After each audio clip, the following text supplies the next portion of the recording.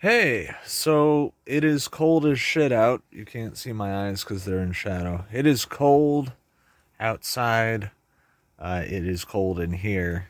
Uh, it is cold. I just finished reading Visions of Order by Weaver. This is 1964, the year after he died. Made up of writings that he wrote between 1953 and 1963. I think it might be a shorter window than that. Very interesting book. He seems to have switched positions. In Ideas Have Consequences, he was more of a leftist. He was much more collectivist, much more socialist, anti-capitalist, much more against. Well, he didn't really specify about culture and social standing in that book, but he does in this one. But in this one, he seems more individualist, more capitalist, actually, strangely. But he does delve much more deeply into culture and society. He brings up the importance of social status. He brings up the importance of forms, which are Platonic ideals. Forms actually guide civilization and guide society, and he presents this in a very fleshed out argument. It's very interesting. He has a whole chapter called Gnostics of Education, which is the second to last chapter. He literally compares academia to Gnosticism.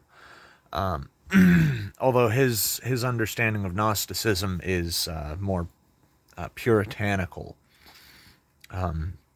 He's more of a Protestant or a Catholic. He believes that Gnosticism is kind of evil, and he explains why. Now, the interesting thing is that in this chapter, he defines how academia is also responsible for instilling the personality of the individual who goes to school, at least under the current factory schooling system. and and this is a problem. Of course, he sees academia trying to create make man into something which man is not. Whereas in the modern era, it's become more clear that academia is pushing to primitivize man. They basically want to see man in his purely primal form, the most anarchistic, primitive, unfettered, unrestrained state of being that is possible. So yeah, this is a very interesting book.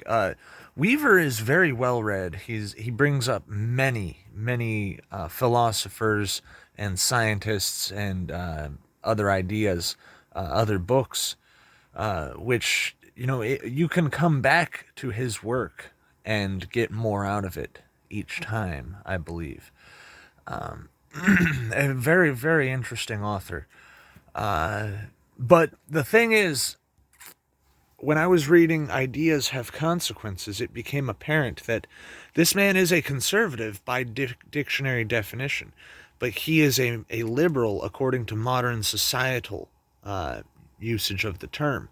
Liberals are the left wing of the United States. They call themselves liberals. The right calls them liberals. Everyone calls them liberals. They're just communists, though. But Weaver showed me that there was a flip at some point, but not a flip of the political platforms, not a flip of the political parties, a flip of the philosophies, which is the strange part. A flip of the philosophies, because if you've ever listened to Roger Scruton speak on conservatism, it's very not the same. It's very much not what Weaver presents.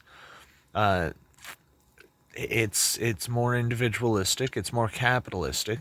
It's more focused on scientific truth and beauty, and and aesthetics, and it's not so much focused on.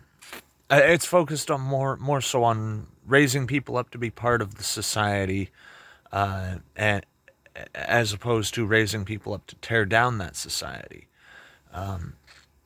Conservatism is no longer what Weaver described. It's a bit different.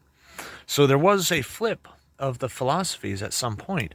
When exactly that happened, I cannot say. But I'll be looking into that. Thank you for watching. Peace.